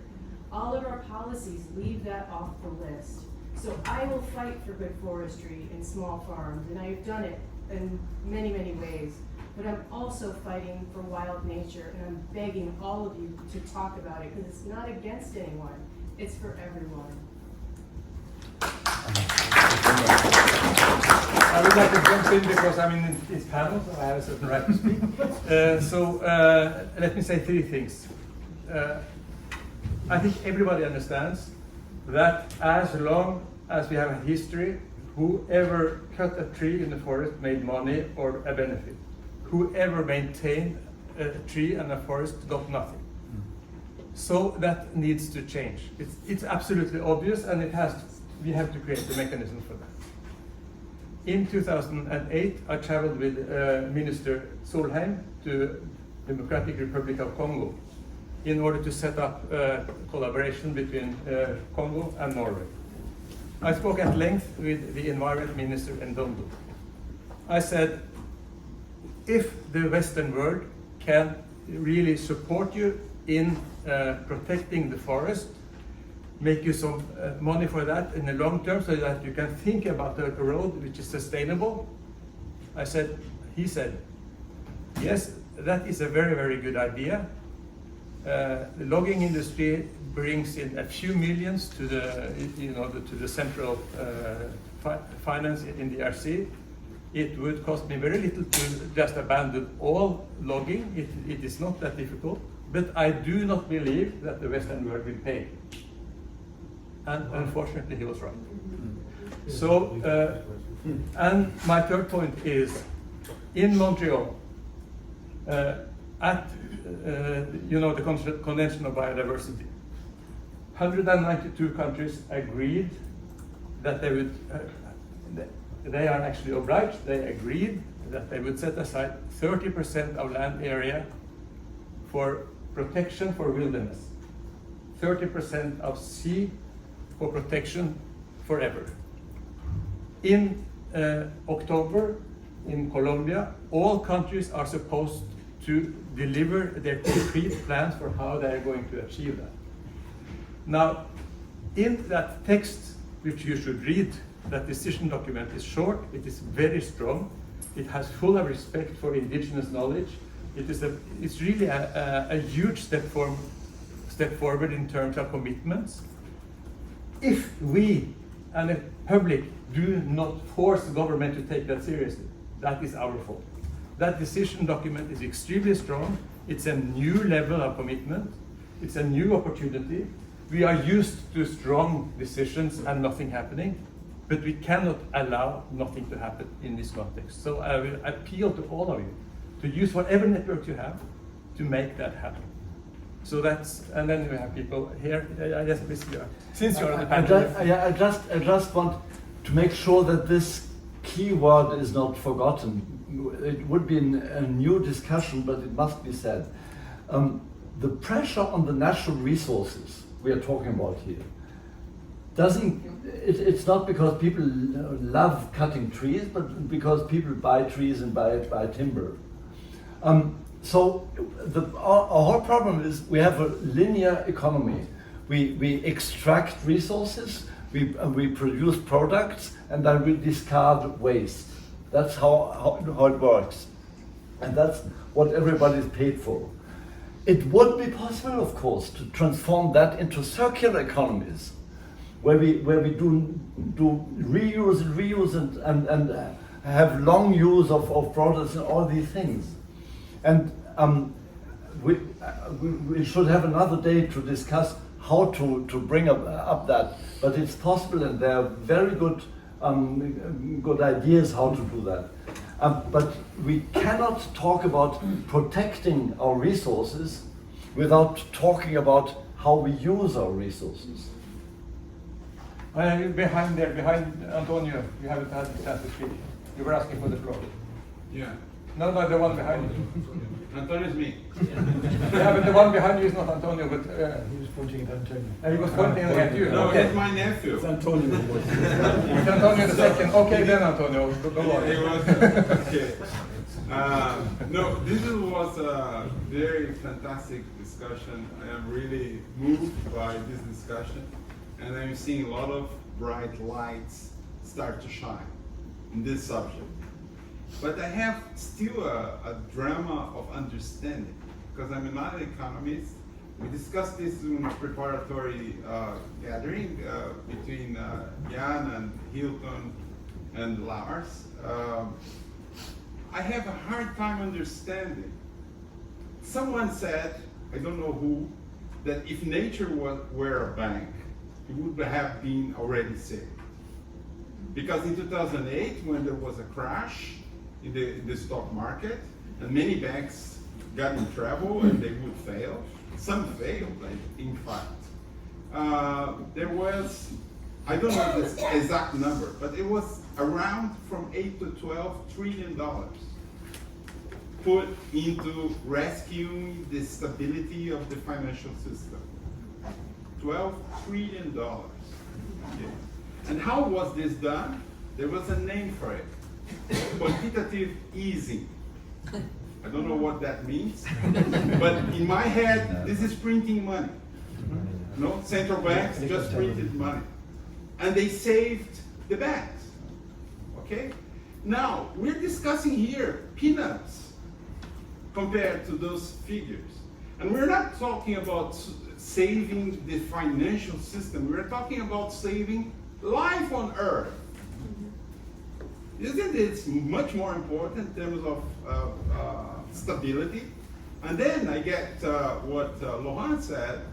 There is something right next to you, failing, going belly up, crashing the stock market, etc. And there is something far away, which is failing of the planet.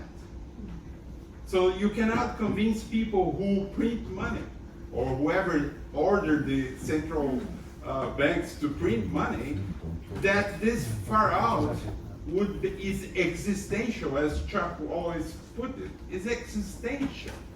How can we, change this in a way that we bring back and close to us the existential threat? And then getting on Brandon, he said, if you talk about something that's going doomsday scenario, alarmism, this is bad because people just close their ears and they say it's wrong and nothing to do, and so let's go to the beach and enjoy the time we have yet.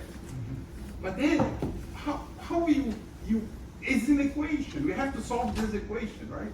We either call the Russians to help us to solve the equation, or we discuss, and there are so many incredible insights in this room and in these last 2 days. We just have to give ourselves the time for getting these enzymes to work and produce all these connections. And I am sure that the solution is inside this room. Not only, there are many solutions.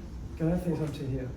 I think, from outside, and when the first time I met you, Anastasia, on and the first time you speak about, the biotic pump, I didn't know nothing about it. And then I went around me and asked, do you know about biotic pump? Some knew, some were not at ease with. But what I can sense also from this audience after those 2 days, you have a robust system. And that is super important. It's a starting point, because if all the community of scientists are aligned behind your biotic pump, that's already a strong statement. And then, what was missing in the room, and you mentioned that, who was mentioning, you're the first person to speak, I think it was Peter, right? About philosophy. Philosophy is about, looking for the truth, bringing the thinking in conformity with the reality. And we need, it's about lens, it's about, having glasses for the people to see what is far is far very short. So perhaps, we are missing, even your guys are, in fact, philosoph by essence in some ways. We need to bring also that philosophy element in the discussion. And then again, it's a human evolution. Again, we've been programmed to see that far. So together we have to bring people to see a bit further. It's not easy, by the way. And the main issue will be that, a year from now, 2 years from now, same gathering, same people speaking, And to end up, my observation, I think it's both. Every one of us doing our share and a little more. That's okay, There is a French philosopher.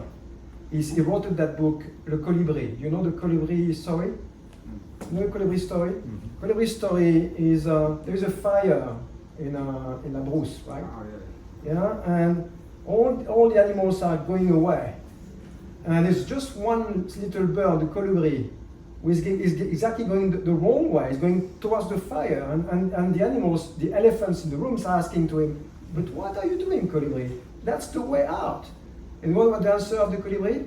He has water in his mouth, in his back, and I'm doing my share. I'm doing my share.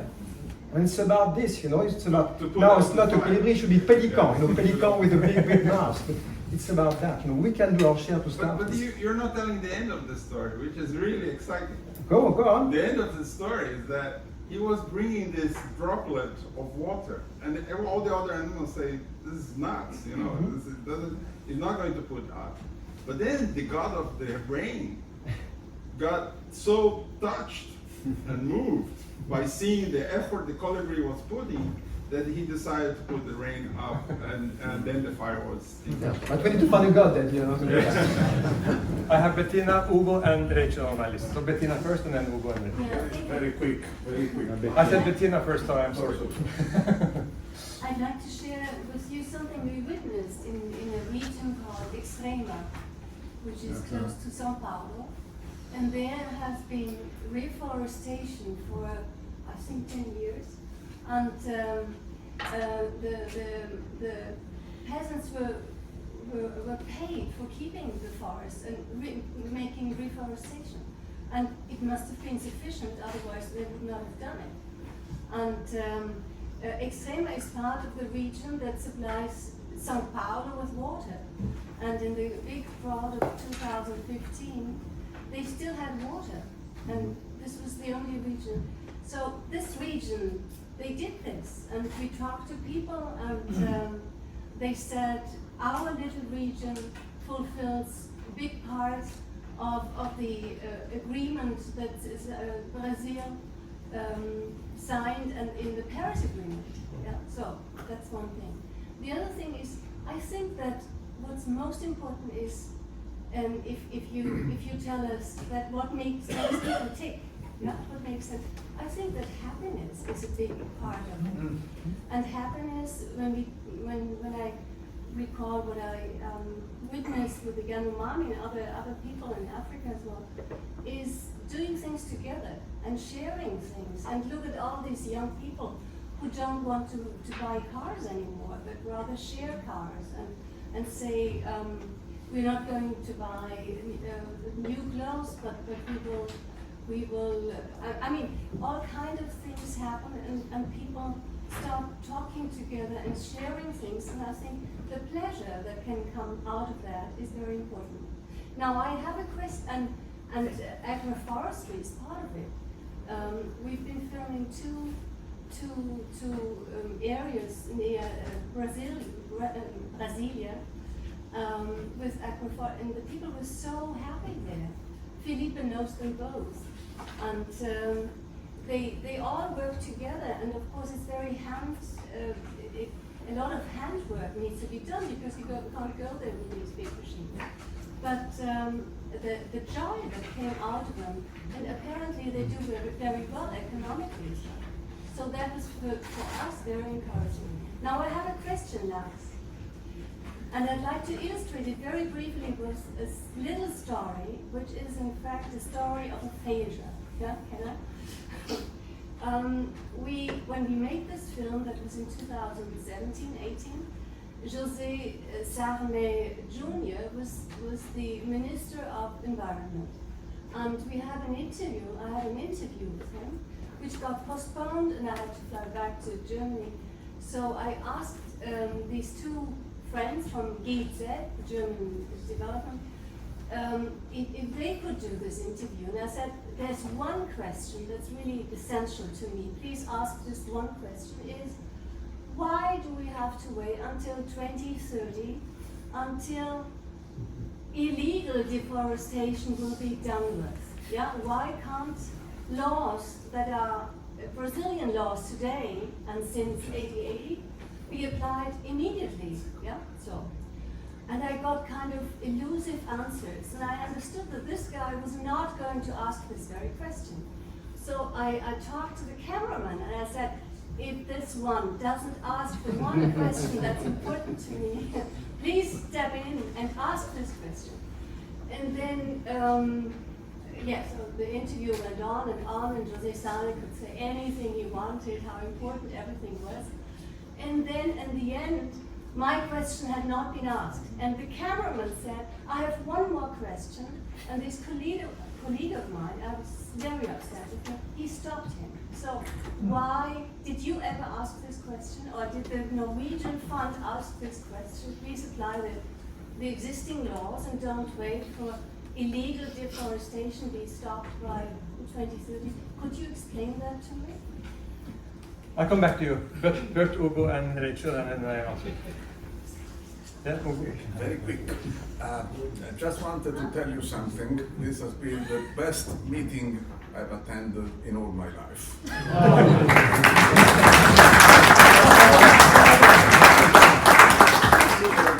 organizers, the only person missing was Bill Gates, but maybe next time.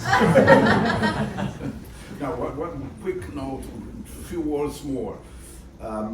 The best session of the meeting, it was the best meeting in my life, it was this session. Thank you very much, it was extremely interesting. And I would like to note for the knowledge that speaking now in my role of member of the Club of Rome, we are working on very similar ideas. The ideas that were discussed in this session, we are trying to understand the question of allocation of resources. Is what you said. We are mostly scientists.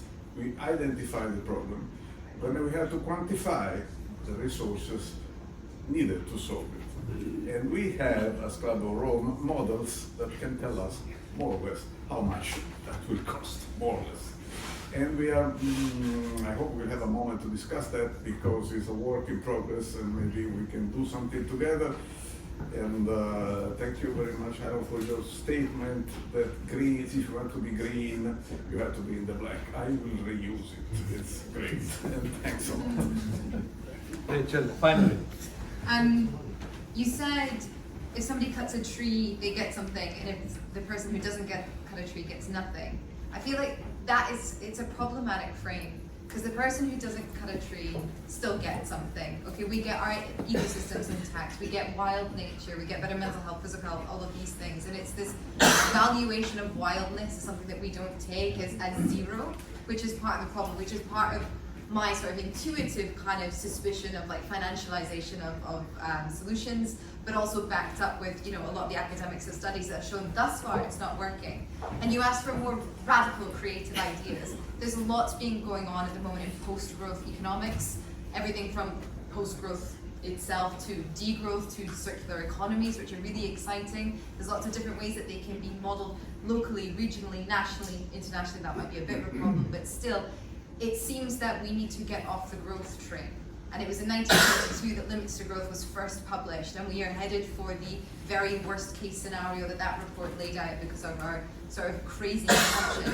Some other ways that we can do it would be debt cancellation, for one. We still live in a very colonial world where the West has access to resources very, very cheaply because countries are sort of burdened with debt that they have to pay off, and they have to get themselves in sort of low value added manufacturing, it's called, in order to be a part of the global economic system, in order to pay off their debt. Nigeria, for example, it's crazy. It's the country that produces the most oil on the continent of Africa, and it has to import all of its oil back at a higher price because they have refining capabilities in the country because they can't afford to build it themselves.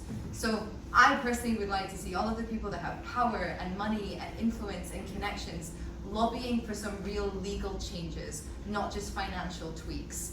Because what we saw in the 21st century when it came to sort of the progress of the human populace, it wasn't the progress of our sort of economic capabilities, it was a process of our civil rights. Women's rights, rights of people of color, rights of people all around the world. we need to have wild nature enshrined in our constitutions. We need to have them enshrined as having a legal right to exist and something that we do not touch. And I would love, as I said, for people to be lobbying for those kinds of real changes that then ensure that people who commit ecocide are facing very serious jail terms. Thank you.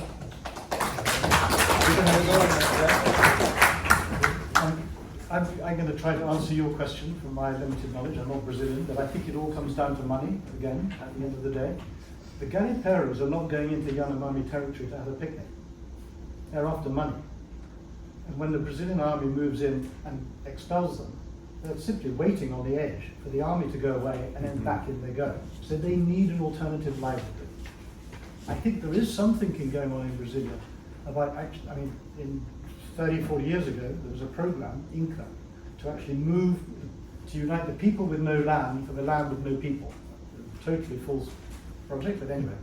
That could be reversed. And those garimpeiros, in theory, could be given shovels and moved south and be employed in replanting. They're used to living in terrible rural conditions. Their conditions could be improved. They could have a stable job. I was involved with a project in the Atlantic Rainforest called Redefining. And one of the elements of that is you have to turn the poachers into gamekeepers. So the people who are going into the reserve poaching were given jobs as wardens. So something like that has to take place. And the Brazilian government would say, well, we don't have enough money to employ enough people in these special brigades who are going into the Yanomami territory. So again, it all comes back to that. And are we willing to, as an international community, to make those contributions to make that happen? Yeah? And this, on your point, Rachel, I would agree with you in large part, except for, I would just put one little tweak, and it's not a little bit of financial engineering. I would not do debt cancellation. I would do debt conversion for nature. There's too much debt in the world and not too much nature. So let's do a trade. Take a country like Argentina, which doesn't deserve to have its debt cancelled because it's been so utterly irresponsible for decade after decade after decade. But let's look at the future. What the world community needs is for the wonderful natural resources of that country to be preserved and give the people there a chance to thrive again under a sort of sensible sort of government. So debt for nature conversion rather than cancellation. Great idea. Very good. I would also like to say that, yes, I'm simplifying that they get nothing. Of course, any community living in an intact forest gets a lot. They live from that forest. I know that. I have lived there myself, and that continues. At the same time, we work with indigenous peoples in Peru, in Brazil, all over. Once their territories are secure, collectively recognized, etc., they start working on their life plans. What do we want for our future? There are many common elements in those plans. We want better education, we want more safe health system, we want help in monitoring territory against invasion, etc., etc. We also help them develop, economic projects, things to sell, things to gather that can be sold, that can be refined, etc. In general, those incomes are insufficient to cater for their strong priority needs. In my understanding, they have been conserving and are continuing to conserve what is essential for global well-being. So they maintain global goods, and the global community needs to reward them to some extent for that. So there needs to be a combination of what I call payment for ecosystem services. You can call it a reward for taking care of global essential goods. And it's stupid that some few people in some poor countries should maintain all of that by themselves, since it's so essential, and we have learned on a deep level during these 2 days that those services are really essential. So I continue to believe that you need that kind of combination, and they also want that kind of combination. Their life plans can be complex. It's full of also cultural valued things. They don't want to copy us, but there are certain things that we are used to, which they also think is very useful. I want to say. Lars, we spoke this morning about Guyana, and I really respect Norway stepping up in the way that it has financially and investing in rainforest countries such as Guyana. You know, I'm living part-time in British Columbia now, which I think from what we talked about maybe has somewhat similar forestry policies. You know, you have this amazing boreal and yet it's clear cut. There's, you know, less than 10% of old growth left and just going at it. So I wonder if, as a thought exercise, you know, how would you construct a similar model and apply it to Norway instead of a developing country? No, I mean Norway because that's your experience, and maybe it would have application in Canada. As Rainforest Foundation Norway, we are strong because we are extremely small. I mean, sort of sharp. I mean, we don't divert, we focus only on the tropical rainforest. So whatever happens in Norway, we concentrate on the tropical rainforest. We have good allies in the environmental movement, and the Norwegian Society of Conservation and Nature and others have been fighting with these landowners, these loggers, these forest owners for decades and decades. And that lobby is so strong politically that, I mean,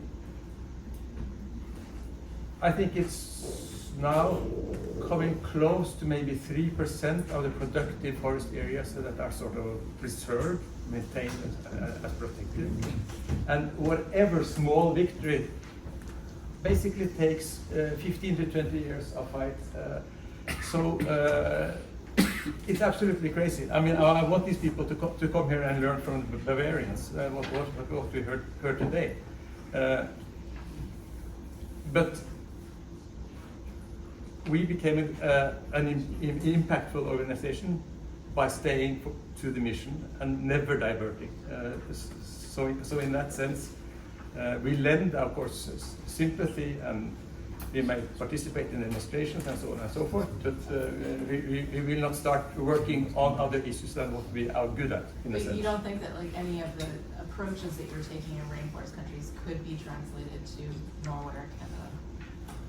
The forest owners and the forest association think that two completely different issues, unfortunately.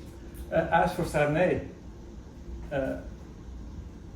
I mean, there was a strong policy under Marina Silva, which was gradually diluted under Dilma Rousseff.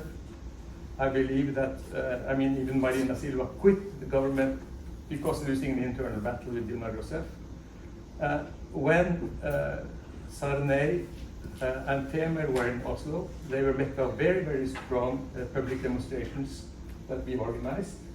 This came on, I mean, the global news and so on and so forth. So we used these kinds of opportunities because having a so-called ambitious goal of ending illegal deforestation in 2030 is just so ridiculous that even the Norwegian Minister of Environment wrote an extremely strong letter, I have it, to Sarney. It's one of the most well-formulated, non-diplomatic letters I've ever seen. So they tried through various channels to actually do something about it. Of course, Brazil is a sovereign country and there are certain limits to what Norway can achieve. Okay. It seems like we are running out of time.